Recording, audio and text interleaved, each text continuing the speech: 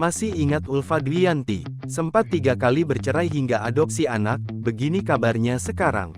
Sosoknya dikenal sering memandu acara yang menemani pemirsa saat sahur dan berbuka puasa.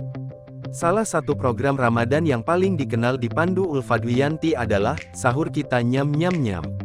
Gaya dan pembawaannya yang kocak membuat pemirsa merindukan sosoknya kembali hadir.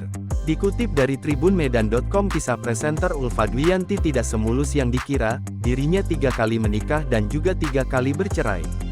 Dalam pernikahannya, Ulfa tak dianugerahi anak. Namun saat menikah dengan Abdul Hakim mantan suaminya, ia mengadopsi anak yang diberi nama Afa, Sifa, dan Muafa Rizky.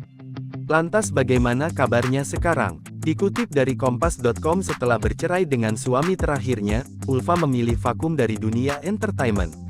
Diketahui, saat ini Ulfa Dwiyanti sekarang menekuni dunia bisnis. Kini ia menjalankan bisnis cemilan dan hijab.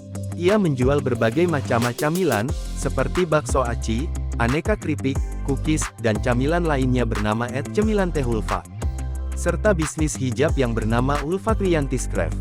Meski tak lagi tampil di layar kaca, Ulfa Dwiyanti cukup aktif di media sosial.